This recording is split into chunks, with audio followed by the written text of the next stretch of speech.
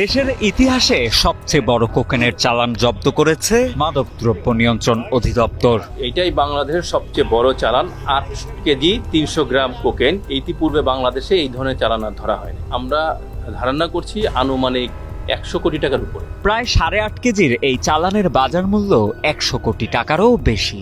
লাগেজের ওয়েটটা দেখে আমাদের সন্দেহ হয়েছে যে এই লাগেজে এই কাপড় চোপড়ের এত ওয়েট কেন। যখন এটা লাগেজটা ব্রেকডাউন করে আমরা এটাকে উদ্ধার করতে পেরেছি। চালানটির সাথে আটক করা হয়েছে আফ্রিকার দেশ মালাউ থেকে আগত এক নারীকে। গোপন তথ্যের ভিত্তিতে আমরা জানতে পারি যে শাহজালাল আন্তর্জাতিক বিমানবন্দরে একটা চালান আসতে পারে। গতকালকে আমরা সন্দেহভাজন যখন কাতার এয়ারলাইন্সের সন্দেহ করি যে এই ফ্লাইট আসতে পারে, সকলকে আমরা অ্যালার্ট করেছি যে আমাদের সহায়তা করার জন্য।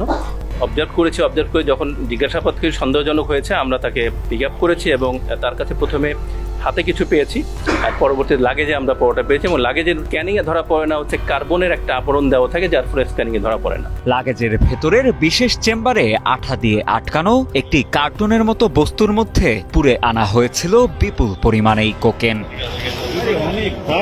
মাদকদ্রব্য নিয়ন্ত্রণ অধিদপ্তর বলছে কোকেনের এই চালানটি আফ্রিকার দেশ মালাউ অথবা ইথিওপিয়া থেকে এসেছে আর বাংলাদেশকে ট্রানজিট হিসেবে ব্যবহার করা হয়েছে।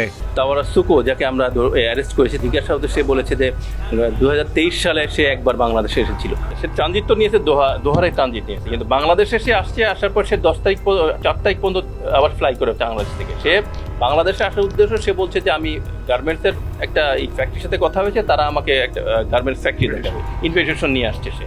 এবং কোকেনটা সে নিয়েছে হচ্ছে মালয় থেকে, সে অথবা ইথিওপিয়া যে কোনো একটা জায়গা থেকে সে নিয়েছে। এখনো সে তাকে এই করতে পারেনি। আমরা জানা যায় গোপন সংবাদের ভিত্তিতে 14 জানুয়ারি রাতে এপিবিএনকে সঙ্গে নিয়ে একটি টিম গঠন করে হযরত শাহজালাল আন্তর্জাতিক বিমানবন্দরের 8 নং টার্মিনালের বোর্ডিং ব্রিজ এলাকায় অভিযান চালায় মাদকদ্রব্য নিয়ন্ত্রণ অধিদপ্তর। বিশ্বে অনেক নক্ষত্রের পতন ঘটেছে, আমি এখন নামগুলো বলতে চাই না। এইগুলো কিন্তু এই কোকেনের জন্যই হয়েছে। যারা আইডিয়াল হিসেবে আমাদের এই ছিল, তারা কিন্তু অকালে মারা গিয়েছেন এই কোকেনের জন্যই।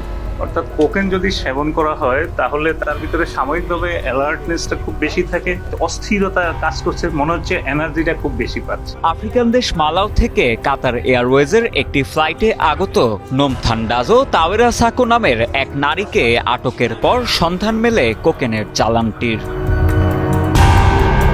25 জানুয়ারি রাজধানীর তেজগাঁওয়ে ডিএনসির কার্যালয়ে এক সংবাদ সম্মেলনে এসব তথ্য জানান মাদকদ্রব্য নিয়ন্ত্রণ অধিদপ্তরের পরিচালক তানভীর মমতাজ। বাংলাদেশেও মাল্টি ন্যাশনাল জড়িত আছে বলে আমরা ধারণা।